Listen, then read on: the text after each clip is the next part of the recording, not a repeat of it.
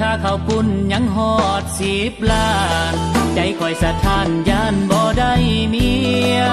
ยังบ่รวมค่าเหล้าค่าเบียร์สิได้เมียน้ำเพิ่นอยู่บ่เดี๋ยวนี้แห่งหาเงินยากเศรษฐกิจลำบากแค่น้องคันสิท่าจนค่าดองพอย่านแท้น้อย่านผู้สาวเท่าก่อนคันสั่นเอาจังสีสาลา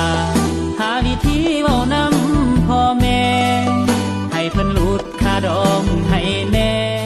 ให้ซอยแก้ให้มันถึกบอนเรื่องสินสอดค่าดองให้พ่อแม่น้องออกก่อน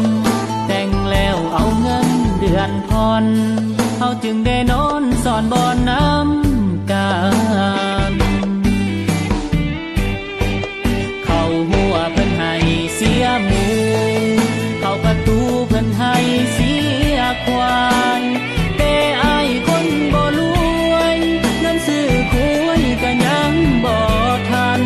ผ่อนเมียคือผ่อนรถคงบ่ผิดกฎสวรรค์ยามทุกข์ให้เห็นใจกันยามรวยนั้นเจ้าสิเอาสำได้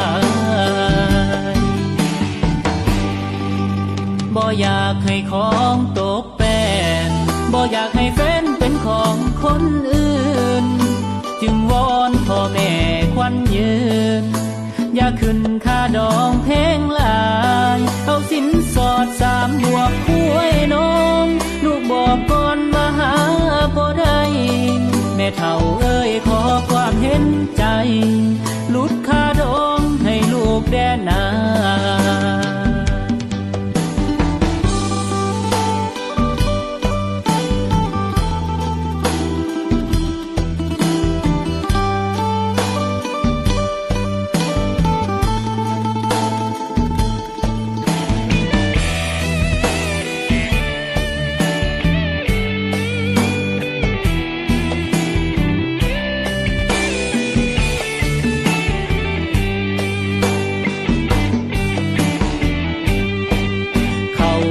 เพิ่นให้เสียหมูเข้าประตูเพิ่นให้เสียควายแต่อายคนบ่รวยเงินซื้อคุยก็ยังบ่ทันผ่อนเมียคือผ่อนรถคงบ่ผิดกฎสวรรค์ยามทุกข์ให้เห็นใจกันยามรวยนั้นเจ้าสิเอาสำได้บ่อยากให้ของตกแป้นบ่อยากให้แฟนเป็นของคนอื่นจึงวอนพ่อแม่ควันยืนอย่าขึ้นค่าดองแพงหลายเอาสินสอด3 บวกคุยน้องลูกบอกก่อนว่าหาบ่ได้แม่เฒ่าเอ้ยขอความเห็นใจ